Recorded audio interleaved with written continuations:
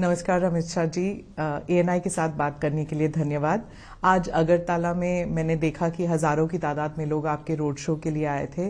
तो जहां पर न्यूज़पेपर रिपोर्ट्स में कह रहे हैं कि मार्जिन कम हो रहा है, लेकिन जिस तरह भीड़ें आई तो ऐसे लग रहा था कि बीजेपी जो है वो उनका चुनाव प्रचार जो है it is touching a cord among people. तो आपके हिसाब से कि बीजेपी कहां पर है त्रिपुरा में, क्या भारी बहुमत के साथ जीतने वाले हैं या फिर नेक टू नेक चल रहा है यहाँ पर? देखिए, हम त्रिपुरा के अंदर हमारी सीटें भी बढ़ाएंगे और वोट प्रतिशत भी हमारा बढ़ेगा।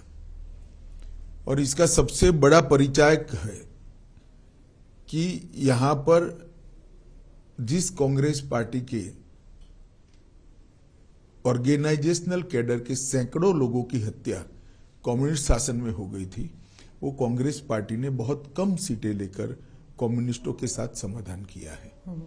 और जो कम्युनिस्ट पार्टी कभी त्रिपुरा में किसी के साथ नहीं जाती थी, वो कम्युनिस्ट पार्टी ने भी कांग्रेस के साथ समाधान किया है। इसका मतलब है वो दोनों ये बात को स्वीकार कर चुके हैं कि हम अकेले भारतीय जनता पार्टी को नहीं हरा सकते, और ये हमारे लिए बहुत अच्छी पोजीशन है। मैं मानता हूं कि हम त्रिपुरा में हम अब तक का हमारा सबसे अच्छा परिणाम इस बार लेकर आएंगे। तो ये अगर गठबंधन तय है तो जब गठबंधन इस तरह बन रहा है कि कांग्रेस, लेफ्ट पार्टीज, मतलब everybody get together to defeat BJP, ये एक सोची समझी अगर रणनीति है, तो क्या ये आप समझते हैं इसके लिए एक it's a big challenge for the BJP? देखिए, आप पत्रकार हैं इसलिए इस तरह से सोच रही है स्मिता जी। मैं मेरी पार्टी का कार्यकर्ता हूं, मैं इसको अलग दृष्टिकोण से देखता हूं। मेरी पार्टी को इससे आत्मविश्वास बढ़ना चाहिए, क्योंकि हम इतने ताकतवर हो गए हैं कि कोई अकेला लड़ना नहीं चाहता। अगर ताकतवर हुए हैं तो हमने एक आत्मविश्वास के साथ जनता के बीच में जाना चाहिए, और हमने 5 साल में जो करा है वो बताना चाहिए। जो हमने बताया अब तक के चुनाव परिणाम के अंदर, मैंने 4 रैलियां करी हैं, 3 रोड शो करे हैं। मैं आपको बताता हूं कि आज का रोड शो का जो दृश्य मैंने देखा है, मैं कई बार त्रिपुरा आया, पार्टी अध्यक्ष के नाते भी आया हूं, कैंपेन में भी आया हूं, गृह मंत्री के नाते भी आया हूं, और चुनाव के बगैर भी आया हूं, मगर ऐसा दृश्य मैंने मेरे जीवन में नहीं देखा। जी, वो मैंने देखा, भीड़ बहुत थी। लेकिन जो त्रिपुरा के जो लोग हैं वो अक्सर कहते हैं कि जो लोगों की जो सोच है वो सेंटर लेफ्ट है ज्यादातर। लेकिन पिछले इलेक्शन में आपने चलो पलटाई का जो नारा दिया था, उसके बाद क्या आपको लगता है कि विश्वास अभी भी लोगों का आपकी पार्टी पर है? देखिए, चलो पलटाई का नारा आप सरसरी तौर पर देख रहे हैं। हमने सरकार बदलने के लिए चलो पलटाई नहीं कहा था, मुख्यमंत्री बदलने के लिए चलो पलटाई नहीं कहा था, या पार्टी इन पावर बदलने के लिए चलो पलटाई नहीं किया। हमने चलो पलटाई का नारा त्रिपुरा की स्थिति बदलने के लिए दिया था, और आज हमने स्थिति को बदला है। जैसे मैं आपको बताता हूं, आमतौर पर सरकारी कर्मचारियों के लिए वामपंथी दलों से बहुत सारी अपेक्षाएं होती हैं। यहां पर कई सालों से वामपंथी दल सरकार में था, 5वां पे कमीशन इनको तनख्वाह में दिया जाता था। हमने आने के बाद 7वीं पे कमीशन को देने का काम किया, और बजट भी अच्छे करे हैं, फिस्कल डेफिसिट बढ़ाए बगैर, तो रेवेन्यू जनरेट हुई। इसके साथ साथ हमने हिंसा को समाप्त करने का वादा किया था, और हमने हिंसा को समाप्त किया है। हमने नशे के कारोबार को, जो बांग्लादेश से सीमाओं से आता है, उसको रोकने का वादा किया था। आज मैं आत्मविश्वास के साथ कह सकता हूं, हमने त्रिपुरा के अंदर नशे के कारोबार पर बड़ी कठोरता से नकेल कसी है, और इसका जनता में एक अच्छा मैसेज है। और हम इस बार नारा लेकर आए हैं, त्रिपुरा शांत हो चुका है, त्रिपुरा में अब वायलेंस नहीं है, अब त्रिपुरा को समृद्ध बनाने का समय आया है। मोदी जी और माणिक शाह की ये डबल इंजन की सरकार ने वो वादे को पूरा करने के लिए भी अब तक बहुत कुछ किया है।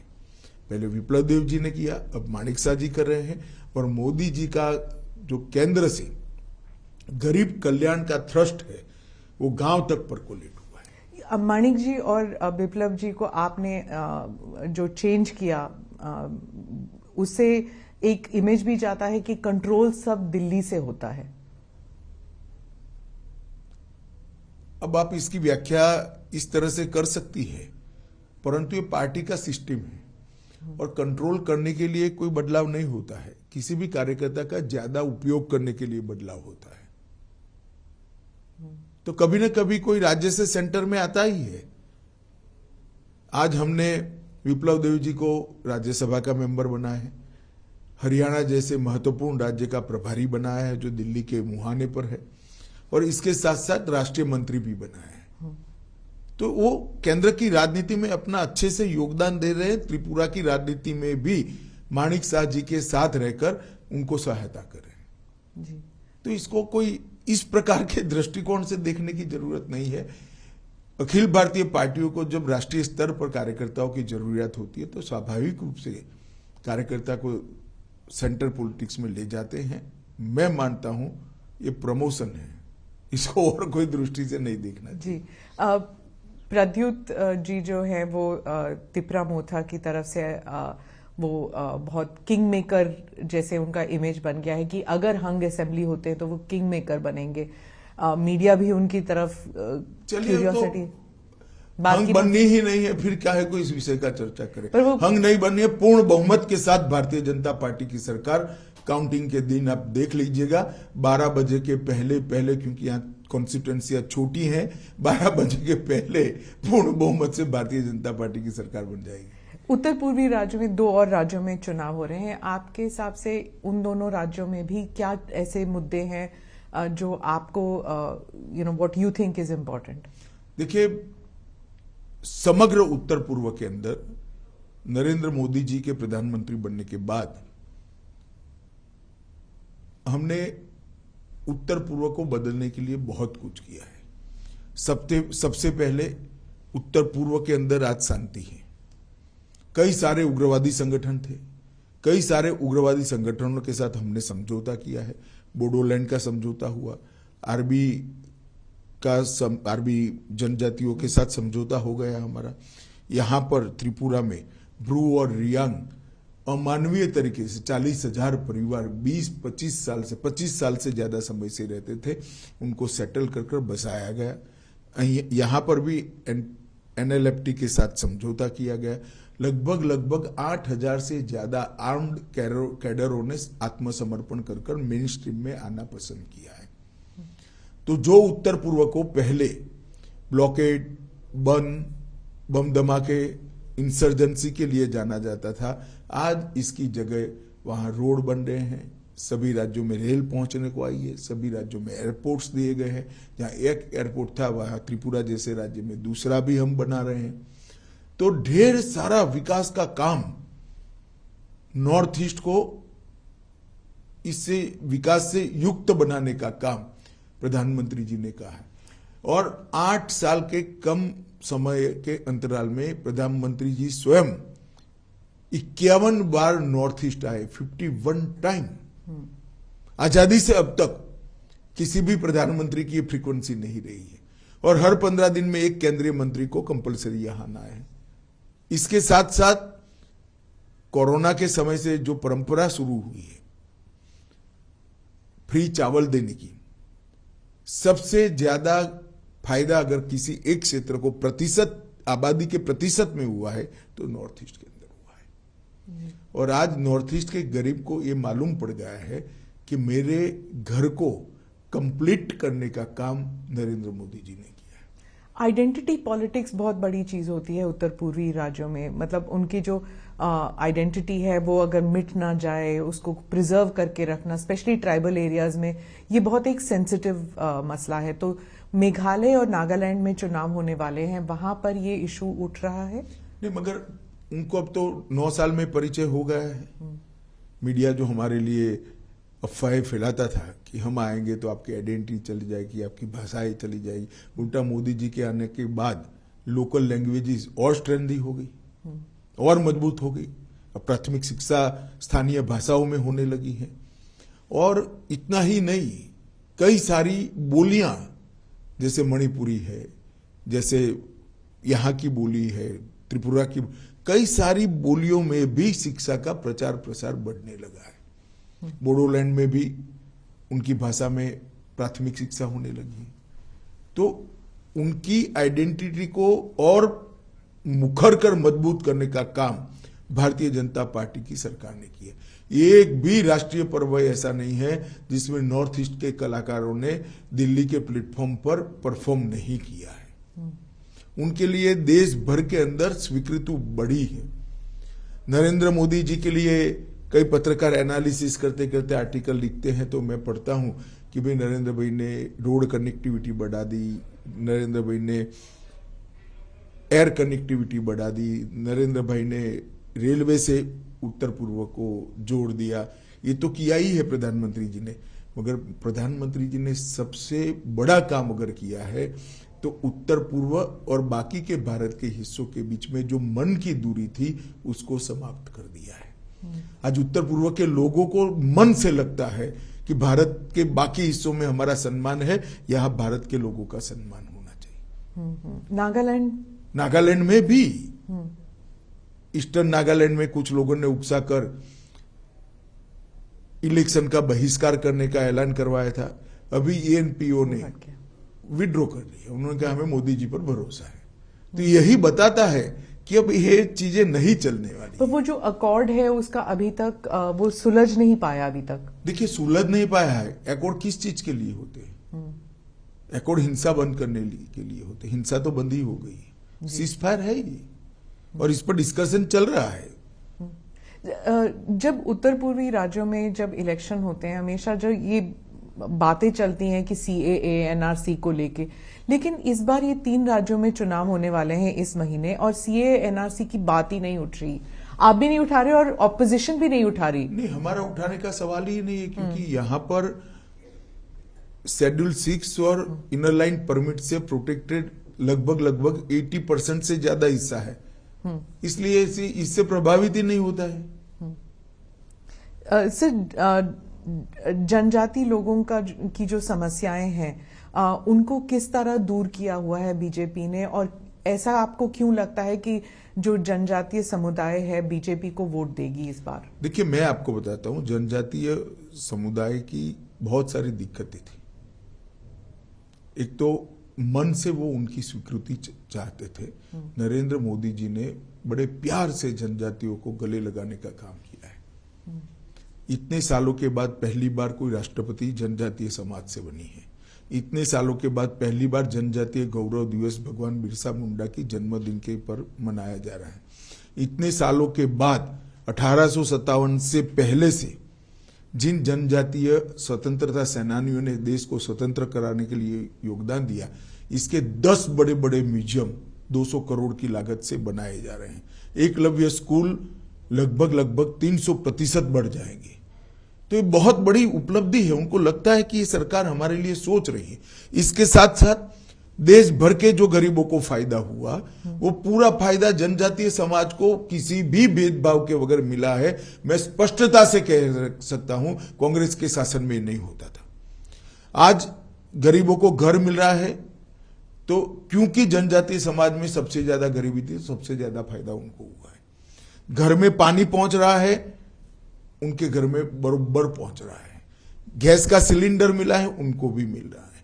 5 लाख तक का हेल्थ का कार्ड मिल रहा है तो उनको भी मिल रहा है। मुफ्त चावल उनको भी मिल रहा है। ढेर सारी चीजें जो मोदी जी ने आम गरीबों के लिए की, इसका किसी भी भेदभाव के बगैर उसका फायदा जनजातियों को मिला है। और जनजाति को भी अब विकास का अनुभव होने लगा है कि हमें गुमराह कर कर, झगड़ा लगाकर हाथ में हथियार थमा दिए गए, मगर हमारा कल्याण नहीं हुआ, पीढ़ियां बर्बाद हो गई। आज शांति के कारण डेवलपमेंट संभव हुआ है। शांति के कारण जनजाति के बच्चों का शिक्षा समाप्त हुआ है और शांति के कारण रोजगारी भी बढ़ी है। और ये जो नरेंद्र मोदी जी का संदेश है, विकसित नॉर्थ ईस्ट, पूरे भारत में इंजीनियरिंग अजूबा माने जाएंगे। इस प्रकार के double decker bridge north east के अंदर बने हैं। 2024 के पहले नॉर्थ ईस्ट की सभी राजधानी रेल और एयर इससे जुड़ जाएगी। ये कोई छोटी बात नहीं है जी। आप मिलिटेंसी की बात करते हैं तो मैं अब दक्षिण की ओर रुख करती हूँ। आप सैटरडे को, शनिवार को आप कर्नाटका में थे और आपने पीएफआई की बात की कि बीजेपी की सरकार है जिसने पीएफआई को बैन किया, और थोड़ा सा उसमें विवादास्पद बयान ये भी था कि कांग्रेस जो है वो पीएफआई को उकसा रही थी। तो वहां पर जो कर्नाटका के जो कांग्रेस लीडर्स हैं वो इस बात से काफी नाराज हैं कि ये टिपिफाई किया आपने कि कांग्रेस और पीएफआई एक थी। मैंने ऐसा नहीं किया कांग्रेस और पीएफआई एक थी। मैंने ये कहा कि पीएफआई के कैडर पर अलग अलग प्रकार के केस थे, वो केस को समाप्त करने का प्रयास कांग्रेस सरकार द्वारा किया गया जिसको कोर्ट ने रोका है। अब इसमें इनको बुरा लगाने जैसा क्या, या तो आप प्रयास न करते, प्रयास करोगे तो सुनना पड़ेगा। और दूसरी ओर हमने पीएफआई को बैन किया है, सफलतापूर्वक बैन किया है। और मैं मानता हूं कि पीएफआई इस देश में धर्मांधता और कट्टरता बढ़ाने वाला ऑर्गेनाइजेशन था। टेररिज्म का एक प्रकार से रॉ मटेरियल तैयार करने का वो लोग प्रयास कर रहे थे। कई ऐसे डॉक्यूमेंट मिले हैं जो बताते हैं कि इनकी गतिविधियां देश की एकता और अखंडता के लिए अच्छी नहीं थी। तो हमने वोट बैंक की पॉलिटिक्स से ऊपर उठकर इस पर कठोरतापूर्वक बैन लगाने का फैसला किया है। पर इतने साल क्यों लग गए? मतलब सब जानते थे, खासकर कर्नाटका में सब जानते थे कि पीएफआई जो है वो टेररिज्म के साथ थी। देखिए, एक समय था जब पीएफआई दक्षिण कर्नाटक और केरल का प्रॉब्लम था।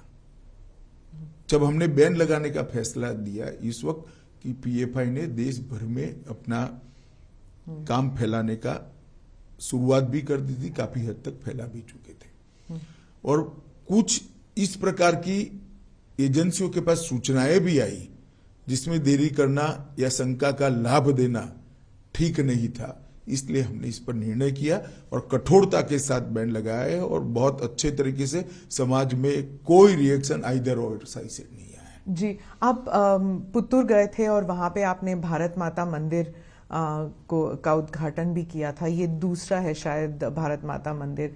तो वहां पे चर्चा शुरू हो गई है कि चुनाव प्रचार शुरू कर दिया है अमित शाह जी ने और एक कॉकटेल बना रहे हैं, हिंदुत्व कम पेट्रियोटिज्म, इस सब का मिला के। देखिए, बड़ी दुर्भाग्यपूर्ण स्थिति है कि भारत माता का मंदिर कोई जो बनाता है जिसमें तात्या टोपे से लेकर सावरकर जी से लेकर एक्का तक, परमवीर चक्र एक्का तक की तस्वीरें लगी हैं, और भारत माता का मंदिर बनाने का जो प्रयास हुआ है, मैं आपको कहता हूं, आप भी कभी समय मिलिए तो जाइएगा, आप तो कर्नाटक से ही हैं।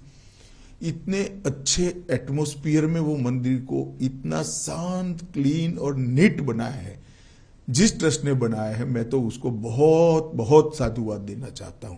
और अगर वो भारत माता के मंदिर में जाने से मुझ पर कोई आरोप लगता है तो सभी आरोपों को मैं स्वीकार भी करता हूं और स्वागत भी करता हूं। सिद्धरामैया जी और डीके शिव कुमार कह रहे हैं कि आप अमित शाह जी और मोदी जितनी बार भी आए, कर्नाटका के लोगों ने तय कर लिया कि बीजेपी की सरकार नहीं आएगी इस बार। चलिए, वो तो ऐसा ही कहेंगे, हमारे लिए अच्छा नहीं कहेंगे क्योंकि हमारे सामने वो चुनाव लड़ रहे हैं। मगर कर्नाटक के अंदर पूर्ण बहुमत की भारतीय जनता पार्टी की सरकार बनने जा रही है। मैं कर्नाटक 4 बार गया हूं विगत 2 महीने, 5 बार गया हूं विगत 2 महीनों में। मैं आपको बताता हूं, मैंने जनता की पल्स देखी है, नरेंद्र मोदी जी की लोकप्रियता देखी है।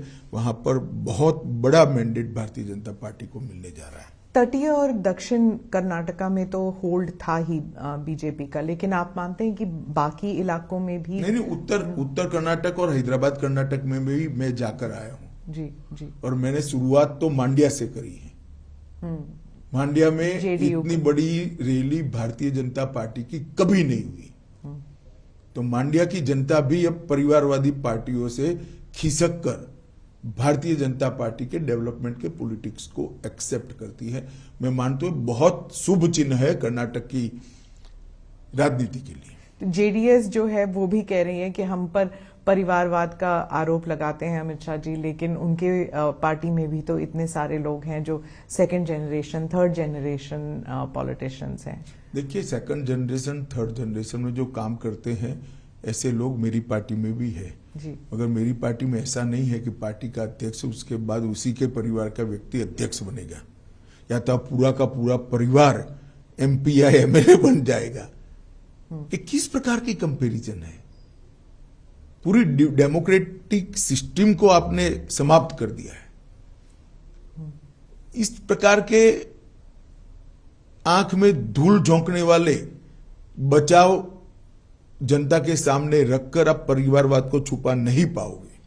आपने कश्मीर के बारे में भी ये कहा था जब आर्टिकल 370 पे जब हमने इंटरव्यू किया था, तब उस वक्त भी आपने कहा था कि परिवारवाद जो है वो खत्म हो जाएगा, अब कश्मीर में नए नेता उभरेंगे। लेकिन अभी भी वहां पे अभी चुनाव ही कहाँ हुआ है? पर तैयारियां तो शुरू हो गई हाँ, हैं तो ना? तैयारी तो करने का सबको अधिकार है। जनता का मैंडेट देखिएगा। अब ये जो पंच सरपंच चुनकर आए हैं, इसमें से ही नया नेतृत्व इमर्ज होगा, वहीं से कश्मीर के नेता निकलेंगे। सर, जहां पर आप ऑपोजिशन की पार्टीज पर परिवारवाद का आरोप लगाते हैं, वहीं कांग्रेस जो है अब आप पर, आपकी पार्टी पर, आप पर नहीं, आपकी पार्टी पर मित्रता का आरोप लगा रही है कि मित्र, बीजेपी के जो मित्र हैं, अडानी जी के बारे में कहा जाता है कि उनको सभी कॉन्ट्रैक्ट्स मिल रहे हैं और बीजेपी जो है उनका जो डिफेंस है वो इतना नहीं है, इतना स्ट्रांग नहीं है। अभी सुप्रीम कोर्ट ने केस का संज्ञान लिया है। देश की कैबिनेट के सदस्य नाते जब सुप्रीम कोर्ट ने किसी मैटर को सीज किया हो, उस वक्त मेरे लिए बोलना ठीक नहीं होगा, परंतु इसमें बीजेपी के लिए कुछ छुपाने को नहीं है और ना किसी बात से डरने की जरूरत है। जी, निर्मला जी ने भी कहा था संसद में कि हमें कांग्रेस से करप्शन के बारे में सीखने की जरूरत नहीं है, कि मतलब वो हमको जो पाठ पढ़ाने की कोशिश कर रहे हैं, हमको आपसे सीखने की जरूरत नहीं है, ये उन्होंने संसद में कहा था। लेकिन राहुल गांधी जी की पूरी स्पीच जो है सिर्फ अदानी अदानी अदानी पर था। अब वो तो उनको क्या स्पीच देनी, उनको सोचना चाहिए। इनकी जो स्क्रिप्ट लिखते हैं इन लोगों को सोचना चाहिए।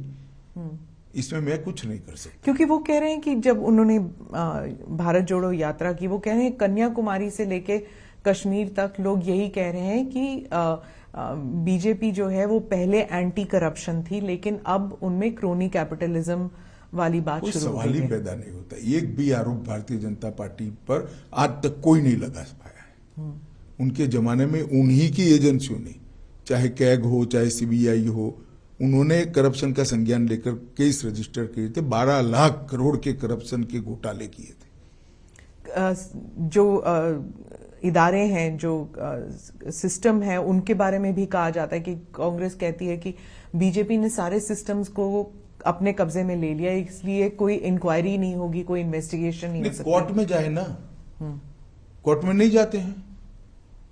मैंने तो पेगासिस में भी कहा था आपके पास प्रूफ है तो आप कोर्ट में चले जाइए, ना गए। वो सिर्फ शोर शराबा करना चाहते हैं। कोर्ट तो हमारे कब्जे में नहीं है। जो लोग गए, पेगासिस का संज्ञान भी लिया था, कोर्ट ने जजमेंट भी दे दिया, कुछ जांच भी कर ली। बीजेपी के स्पोक्स पर्सन कह रहे हैं कि हर इलेक्शन से पहले ऐसे एक इंटरनेशनल कंस्पिरेसी होता है। पहले रफाल था। देखिए स्मिता जी, मैं बीजेपी के स्पोक्स पर्सन को इसका जवाब देने दीजिए। मैं आपको बताता हूं, सुप्रीम कोर्ट ने इसका संज्ञान लिया है। इस बारे में मैं कम से कम अभी बात करना नहीं चाहूंगा। क्या कोई कंस्पिरेसी है सर? जैसे बीबीसी का डॉक्यूमेंट्री हो या फिर ये सब, ये हिंडनबर्ग का रिपोर्ट हो, क्या आप भी ऐसे देखते हैं कि कोई? देखिए, सत्य जो होता है इस पर 1000 कॉन्स्पिरेसी कर लो, कुछ नहीं होता है। वो करोड़ों सूर्य की भांति तेजस्वी बनकर ही बाहर आता है। ये तो मोदी जी के पीछे 2002 से कर रहे हैं और हर बार मोदी जी मजबूत होकर, सच्चे बनकर और जनता की ज्यादा लोकप्रियता हासिल कर कर बाहर आए हैं। जी, उन्होंने, प्रधानमंत्री ने स्पीच में भी यही कहा था कि कीचड़ जो है, कमल जो है कीचड़ में ही उगता है, तो जितना मर्जी कीचड़ उन पर फेंका जाए, पार्टी और वो उभर कर आएंगे। लेकिन उनको सुनने के लिए कोई तैयार नहीं था। पार्लियामेंट का डिस्कोर्स इतना खराब हो चुका है, शोर शराबे के बीच प्रधानमंत्री का पूरा देश सुनता है। जो सांसद को तय करती है ना, वो जनता पूरी सुनती है। अब सोशल मीडिया प्लेटफॉर्म पर चली जाइए और मोदी जी के भाषण के पर कमेंट्स पढ़िए, पूरी जनता सुनती है। अब पॉलिटिकल स्टैंड लेकर कुछ पार्टियां नहीं सुनना चाहती है, वो भी जनता देख रही है। पर उनकी जो वो कहते हैं कि जो हम तो अब पार्लियामेंट में, संसद में बोल भी नहीं सकते क्योंकि हमारे शब्द भी एक्सपंज किए जाते हैं। नहीं, पहली बार एक्सपंज नहीं हो रहे जी। पार्लियामेंट के प्रोसीडिंग्स एक्सपंज शब्दों और वाक्यों से भरा पड़ा है। पार्लियामेंट के रूल्स के हिसाब से बहस का स्थान है, और जब रूल्स के हिसाब से बहस करनी है तो पार्लियामेंट्री लैंग्वेज में करनी पड़ती है। आपने भी कहा था जब अधीर रंजन जी ने पप्पू शब्द का इस्तेमाल किया तो आपने कहा कि किसी भी सांसद जी के लिए ऐसे शब्द इस्तेमाल नहीं करने चाहिए। आपने भी कहा, उस वक्त सब हंस पड़े क्योंकि वो शब्द जो है इतना अजीब लगा कि संसद में कोई वो शब्द कह रहा है। तो वो पर उसके बाद गाली गलौज भी शुरू हो चुकी है। आप इसके बारे में कुछ कहेंगे? कि देखिए, मैं तो मानता हूं कि जनता सब कुछ देख रही है और जनता इवेल्युएशन भी करती है। अब इंडियन डेमोक्रेसी इतनी मजबूत हो गई है, इतनी मैच्योर हो गई है कि वोट कास्ट करते वक्त ये सारी चीजों का संज्ञान भारत की जनता लेगी। पर संसद होने के नाते, एक सांसद होने के नाते, क्या आपको नहीं लगता कि सभी पार्टियों को मिल बैठकर कुछ करना चाहिए? क्योंकि लोग तंग आ चुके हैं ये सब देखकर, मतलब इट्स डिस्गस्टिंग। देखिए, हमें कोई परहेज नहीं है किसी के साथ बैठने के लिए, परंतु इनिशिएटिव तो सबने लेना पड़ेगा। जी। मैं अब जो राज्यों में चुनाव होने वाले हैं, 8 कुछ राज्यों में चुनाव होने वाले हैं, बहुत से लोग कहते हैं कि ये बार बार जो चुनाव होते हैं, मतलब अब 12 महीने में 8 राज्यों में अगर चुनाव होंगे तो एडमिनिस्ट्रेशन, रनिंग द कंट्री, ये सब बैकसीट ले जाए, सिर्फ इलेक्शन कैंपेन ही चलता रहता है।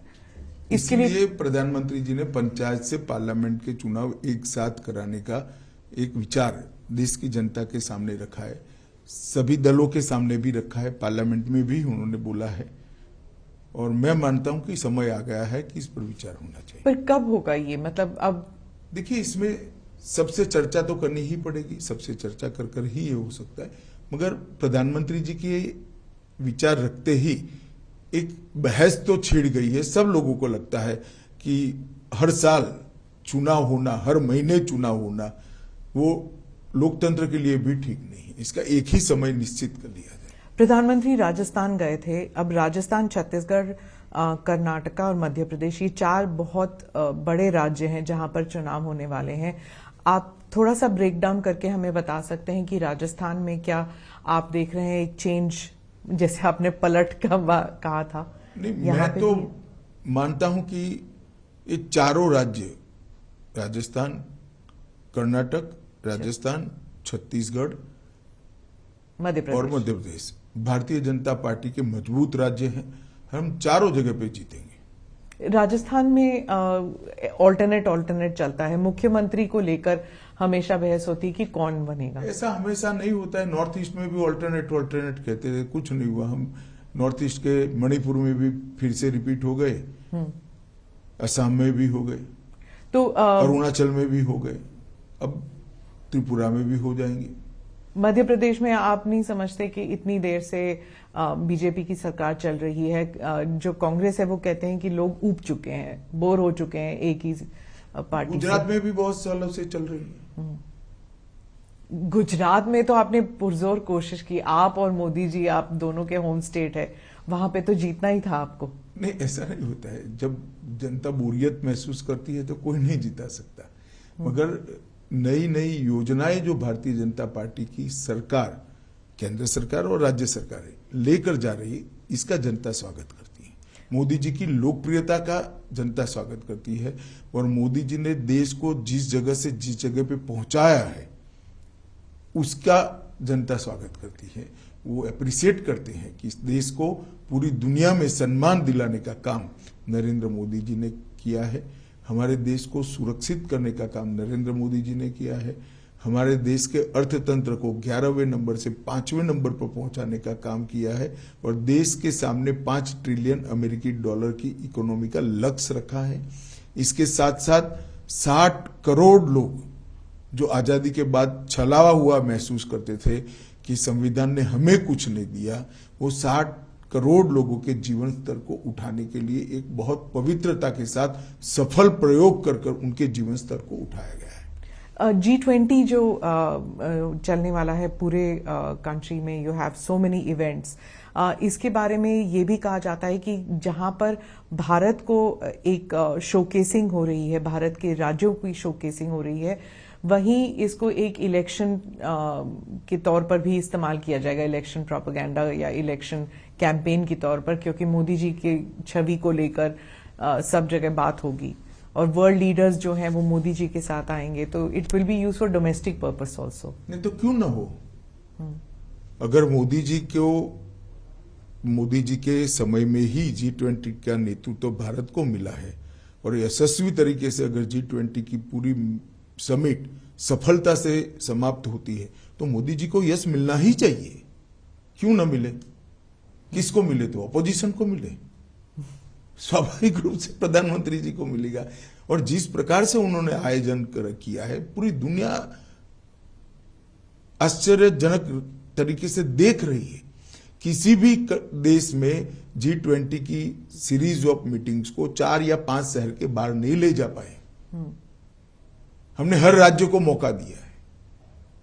इतने बड़े देश में कोई राज्य और कोई केंद्र शासित प्रदेश छूटा नहीं है। ये बहुत बड़ी उपलब्धि है और कितनी तैयारी करनी पड़ती है इसके लिए। और आज समग्र भारत की विविधता का, अलग अलग हमारी संस्कृतियों का, अलग अलग खान पान, अलग अलग वेशभूषा, अलग अलग प्रकार की भाषाओं का मैसेज लेकर पूरी दुनिया वापिस जाएगी। बीजेपी के बारे में ये कहा जाता है हर चीज जो है वो गाजे बाजे के साथ किया जाता है, G20 भी वैसे ही किया जा रहा है। कंटेंट अगर हो या ना हो, लेकिन उसको प्रोजेक्शन, उसकी मार्केटिंग बहुत अच्छी तरह होनी चाहिए। देखिए, मार्केटिंग का बेसिक सिद्धांत है, प्रोडक्ट अच्छी हो तो ही लॉन्ग टर्म में मार्केटिंग सफल होती है। ये आपने वही गुजराती वाली बात कर दी। बेसिक सिद्धांत है। और अगर प्रोडक्ट अच्छी है तो उसको गाजे बाजे के साथ मार्केट करना ही चाहिए। तो प्रधानमंत्री जी का जो काम है वो क्यों भारतीय जनता पार्टी का कार्यकर्ता गौरव के साथ देश और दुनिया के सामने न रखे। 75 साल के अंदर भारत को इतनी तेजी से आगे बढ़ाने के लिए जो प्रयास हुए हैं, सिर्फ प्रयास नहीं, सफलता भी मिली है, उसको गौरव के सामने देश और दुनिया, गौरव के साथ देश और दुनिया के सामने रखना चाहिए। और मैं मानता हूं ये प्रधानमंत्री जी का सिर्फ गौरव नहीं हो रहा है, पूरे भारत का हो रहा है। ये भी कहा जाता है कि बीजेपी जो है वो जम्मू कश्मीर को लेकर कहा जा रहा था कि बीजेपी जो है वो इट इज राइटिंग अ री इमेजिन्ड हिस्ट्री। मतलब करंट जो है वो तो चल ही रहा है, लेकिन हिस्ट्री को भी रीराइट कर रहा है।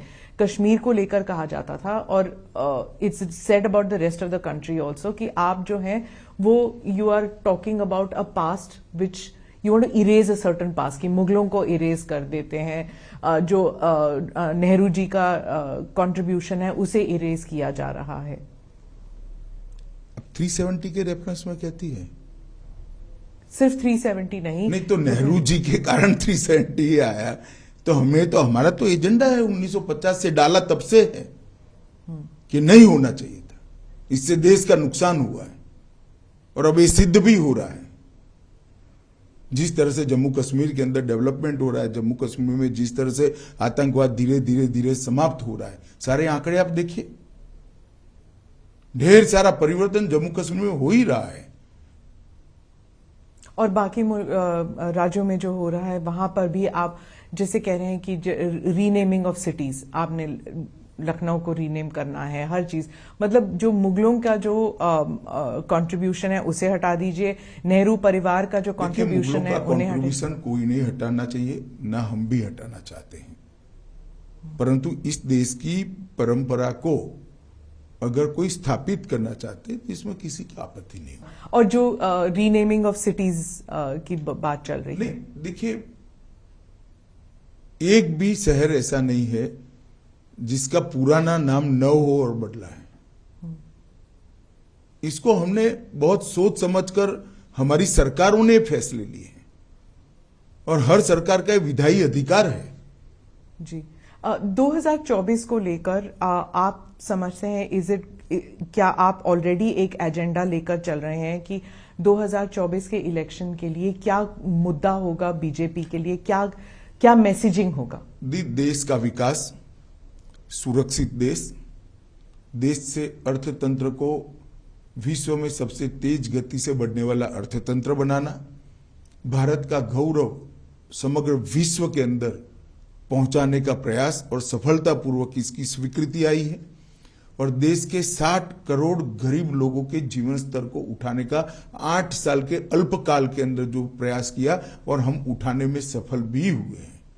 और ढेर सारी सिद्धियां, रेलवे में आमूलचूल परिवर्तन हो रहा है, अंतरिक्ष के क्षेत्र में नई नीति बनकर आज हम अंतरिक्ष के क्षेत्र में भी लीडर बनने के लिए तैयारी कर रहे हैं, ड्रोन की पॉलिसी बनकर ड्रोन के क्षेत्र में भी हम आगे बढ़ रहे हैं, खदानों के क्षेत्र में भी बहुत सारी पॉलिसी हमने तय की है, इंडस्ट्रियल डेवलपमेंट के लिए मेक इन इंडिया को सफल बनाने के लिए, भारत समग्र विश्व में उत्पादन का हब बने, इसके लिए ढेर सारी नीतियां बनाकर इनमें सफलतापूर्वक प्रयास किया है। भारत की डिफेंस के क्षेत्र में विदेश पर की निर्भरता को 30% ये 8 साल के अंदर कम करना मैं मानता हूं बहुत बड़ी सिद्धि है। वामपंथी उग्रवाद लगभग समाप्ति के आरे पर है। जम्मू कश्मीर के अंदर आतंकवाद पर पूर्णतया हमारी एजेंसियों का कंट्रोल है, वर्चस्व है। नॉर्थ ईस्ट के अंदर पूरा एक प्रकार से जो उग्रवादी ग्रुप थे, इसके अंदर बहुत सारा समाधान कर हमने धीरे धीरे कर 8,000 से ज्यादा उग्रवादी ग्रुपों के लोगों को मेन स्ट्रीम में लाने में सफलता हुई। नॉर्थ ईस्ट पहली बार विकास का अनुभव कर रहा है। मैं तो अभी त्रिपुरा में घूम रहा हूं, आज भी एक मैं बहुत गरीब घर के अंदर भोजन करने के लिए गया था, उसने उसका टॉयलेट भी बताया, गैस का सिलेंडर भी बताया, घर में बिजली भी बताई और नल से आता हुआ पानी भी बताया और आयुष्मान भारत का कार्ड भी बताया। ये लाभार्थी स्कीम तो ये गरीब के घर में पहुंचा है सारा। और बाहरी धान का बड़ा प्लास्टिक का बोरा भरा पड़ा था। मैंने कहा माई क्या करोगी, धान को धीरे धीरे यूज करोगी? कि ना, अब तो फ्री चावल मिलता है, इसको हम बेच लेंगे, सरकार धान खरीदती भी है, भाजपा की सरकार, इसको हम बेच देंगे और हमारा खाने का अनाज तो चावल तो मोदी जी भेज रहे हैं। उससे फिर तेल और सब्जियां खरीदेंगे, इससे तेल सब्जियां बाकी जीवन जरूरियात की चीजें उसके जीवन को वो अपग्रेड करेंगे। इसके घर में लगभग मैंने ऐसा पूछा नहीं, पर प्लास्टर वाले घर की चमक थी, अभी कलर भी नहीं लगा था, घर में प्लास्टर हो चुका है, इसको गौरव था। जी, तो ये परिवर्तन जो है, मैं मानता हूं कि 2024 में कहीं कोई स्पर्धा नहीं है, देश एक तरफा मोदी जी के साथ आगे बढ़ रहा है। परिवर्तन की राजनीति, ये आप पिछले 8 साल और अब 2 साल, लेकिन क्या आप 2024 में आप प्रिंसिपल ऑपोजिशन किसे मानते हैं? Congress led by Rahul Gandhi? ये तो देश की जनता ने तय करना है। अभी तो किसी को प्रिंसिपल ऑपोजिशन का लेबल जनता ने लोकसभा में नहीं दिया है। लेकिन भारत जोड़ो यात्रा के बाद अब तो ऐसे ही लग रहा है कि मोदी जी के खिलाफ तो अब राहुल गांधी ही खड़े होंगे, क्योंकि ममता जी वगैरह तो देखिए ना, 3 राज्यों में चुनाव है, कितना असर होता है। राहुल गांधी तो आए नहीं कैंपेन करने के लिए, त्रिपुरा तो आए नहीं। वो आना ना आना उनकी फुर्सत का सवाल है, परंतु परिणाम तो आना चाहिए ना। देखिए ना क्या आता है अभी काउंटिंग के दिन। लेकिन कांग्रेस 3 राज्यों में है, नागालैंड, मेघालय और त्रिपुरा, तीनों पुराने कांग्रेस के राज्य हैं जी। कितनी मजबूती मिलती है देखते हैं परिणाम में। पर वो अब गठबंधन के सात अभी गठबंधन में भी तो मिलेगी, सीट शेयरिंग किया उन्होंने। हाँ। लेकिन कांग्रेस पार्टी कहती है कि राहुल गांधी के भारत जोड़ो यात्रा से बीजेपी काफी रैटल हो गई है, डर गई है कि राहुल गांधी का इमेज चेंज हो गया है। चलिए, वो उनका एक विचार है। मैं नहीं मानता कि इस प्रकार की बातों को देश की जनता सही मानती है। जब आप होम मिनिस्टर बने थे, आपका क्या गोल था और आप उसको अचीव करने में किस हद तक कामयाब रहे हैं? इस प्रकार से सिमट कर कहना मेरे लिए बहुत कठिन होगा, परंतु मैं इतना निश्चित मानता हूं कि मोदी जी के नेतृत्व में भाजपा सरकार ने जो नीतियां बनाई है वो नीतियों ने भारत को विश्व के फलक पर पहुंचाने का काम किया है। भारत के अंदर ढेर सारे सकारात्मक परिवर्तन हुए हैं। नई शिक्षा नीति एक ही काम ऐसा है जो 50 साल तक भारत को पे करेगा, भारत की नई पीढ़ी बनाएगा, भारत के विचारों वाली नई पीढ़ी बनेगी जो आने वाले दिनों में पूरे विश्व के अंदर चकाचौंध करने वाली सफलता लेकर आएगी। मैंने नई शिक्षा नीति के मसौदे को बहुत बारीकी से पढ़ा है, बहुत बारीकी से। और मैं विद्यार्थी परिषद का कार्यकर्ता रहा हूं। हर बार जब शिक्षा नीति आती है इसका बहुत विरोध होता है, क्योंकि ढेर सारी कमियों को लोग ढूंढ कर निकाल देते हैं। ये शिक्षा नीति का किसी ने विरोध नहीं किया है। क्या पढ़ा ही नहीं होगा? नहीं, ऐसा नहीं होता। शिक्षाविद तो पढ़ते ही है और बेबाकी से अपने विचार भी रखते हैं जी, परंतु इम्प्लीमेंटेशन की शुरुआत भी हो रही और सार्वत्रिक इसका स्वागत हो रहा है जी। मैं तो कई जगह इसके सेमिनार में भी गया हूं। इंटरनल सिक्योरिटी को लेकर आपके क्या व्हाट वर योर गोल्स? जैसे आपने 370 वाला किया, आपने आर्टिकल 370 वाज प्राइम आपके उसमें, तो इसके अलावा जम्मू कश्मीर के अलावा नक्सलवाद को खत्म करना क्या था? 3 हॉटस्पॉट वाले जगह थी इंटरनल सिक्योरिटी की दृष्टि से। मोदी जी के 9 साल के शासन में तीनों जगह पर शांति प्रस्तापित होने लगी है। वामपंथी उग्रवाद बिहार और झारखंड लगभग समाप्ति हो चुकी है। छत्तीसगढ़ में भी हमने सिक्योरिटी वैक्यूम को भरा है। मुझे भरोसा है कि बहुत कम समय के अंदर भी ही वहां पर हमें सामान्य स्थिति बनाने में, बहाल करने में फायदा होगा। 20 साल के बाद पहली बार हताहत होने वाले नागरिक और सुरक्षा कर्मियों का योग 100 के नीचे आया है 20 साल के बाद, और 1/3 जिले रह गए हैं। बहुत बड़ी उपलब्धि है। इसी तरह से जम्मू कश्मीर में भी टेररिज्म से रिलेटेड सभी प्रकार के आंकड़े जब से टेररिज्म शुरू हुआ तब से लेकर आज कर सबसे अच्छी स्थिति में। करोड़ों यात्री जम्मू कश्मीर जा रहे हैं, सुरक्षा से यात्रा कर कर वापिस आ रहे, टूरिस्ट जा रहे हैं, कोई दिक्कत नहीं है। इतने बाय एयर पैसेंजर कभी नहीं गए थे जितने अभी गए हैं। तो ये बहुत बड़ा परिवर्तन है और नॉर्थ ईस्ट में आप देख ही रही है। खालिस्तान जो मूवमेंट है उसके जो टेररिस्ट हैं बाहर से उनको समर्थन दे रहे हैं। इंटरनली इंडिया में भी जैसे चंडीगढ़ में भी कुछ लोग निकले थे बाहर। वायलेंस बढ़ता जा रहा है, खालिस्तान जैसे वर्ड फिर से इस्तेमाल होने लग गए हैं। देखिए, ये सालों से होता है, हम इस पर गंभीरता से वॉच बनाए रखे हुए हैं। पंजाब सरकार से भी हमारी चर्चाएं होती है, सभी एजेंसियों का कोऑर्डिनेशन अच्छा है। मुझे विश्वास है कि हम इसको पनपने नहीं देंगे। क्या हम कनाडा, यूके इन सब से इंटरनल सिक्योरिटी को लेकर उनसे बात कर रहे हैं हम? देखिए स्मिता जी, इस प्रकार की बातों को सार्वजनिक रूप से प्रकट करना न नेशनल सिक्योरिटी के लिए अच्छा है, न गृह मंत्री के लिए अच्छा है। जी वो मैं समझती हूँ, लेकिन लोगों को डर जरूर लगता है कि फिर से 80 का दशक फिर से।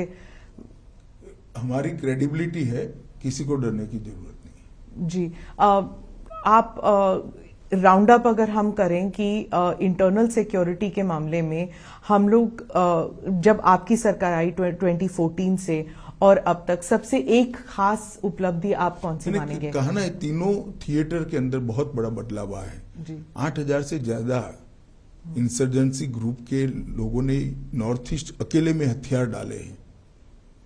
ये आंकड़ा 22 साल के बाद 100 से कम हुआ है। जिले बहुत सारे मुक्त कर दिए गए। यहां से अब सफा 60% से ज्यादा क्षेत्र के अंदर उठा लिया गया है नॉर्थ ईस्ट में से। यही बताता है कि स्थिति अच्छी है। करोड़ों यात्री, टूरिस्ट और यात्री जम्मू कश्मीर का टूर कर कर, दर्शन कर कर अमरनाथ का और वैष्णो देवी का सफलता से आनंद के साथ वापस। जम्मू कश्मीर में आपने कहा था कि स्टेटहुड वापस आएगा, आपने ये वादा किया था कि एक नहीं, मैंने बहुत स्पष्ट वादा किया था, एक चुनाव के बाद आएगा, और जम्मू कश्मीर के चुनाव। और जम्मू कश्मीर का चुनाव अभी आप नहीं कह सकते? नहीं, मैं नहीं कह सकता, मगर मतदाता सूची बनाने का काम अब लगभग समाप्ति पर है। फिर इलेक्शन कमीशन ने कॉल लेनी है। महबूबा मुफ्ती और उमर अब्दुल्ला कहते हैं कि पहले कभी ऐसे नहीं हुआ था कि कोई चुनाव नहीं हो रहे, इतने सालों साल चुनाव नहीं हो रहे हैं, and there is a system of getting things done, लेकिन वो हो नहीं रहा है। ऑर्डिनरी सिटीजन्स के घरों पर बुलडोजर चलने लग गए हैं, आर्बिट्ररी हो रहा है। देखिए,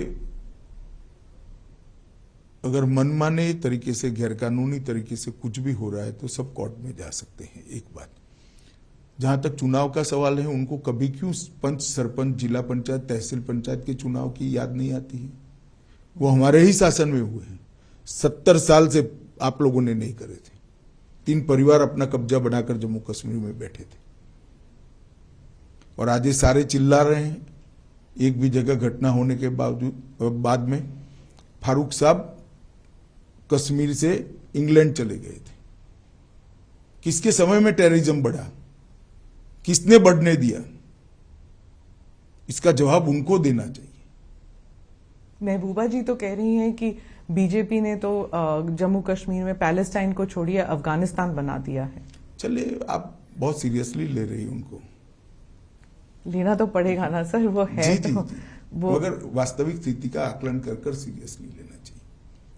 पर वो आजकल तो वही है, अभी तक तो कोई नेता उभरे नहीं है। अभी भी उमर अब्दुल्ला है और महबूबा है, फॉर्मर चीफ मिनिस्टर हैं। नहीं, वो तो है ही जी। एक बार बनने के बाद पूरा जीवन सभी लोग फॉर्मर रहना ही पड़ता है। जी, अच्छा, धन्यवाद अविशा जी, आपको all the best for the elections. अभी सालों से एक पूरा साल आपका चुनाव प्रचार में लग चुनाव जाएगा। अब परिणाम आए तब देख लेना। मोदी जी के नेतृत्व में भारतीय जनता पार्टी बहुत यशस्वी होकर इस चुनाव में बाहर आएगी, और आगे वाले 23 में चुनाव जो आ रहे हैं वहीं भी हमारे चारों राज्य अच्छे हैं, हम बहुत अच्छे से परफॉर्म करेंगे। मीडिया को अगर आप देखें तो वो तो कह रहे हैं कि नेक टू नेक चल रहा है त्रिपुरा में। चलिए, मुझे लगता है जो मैंने बताया, हर बार मीडिया हमारे साथ शुरुआत तो नेक टू नेक ही करता है। अच्छा, धन्यवाद। धन्यवाद।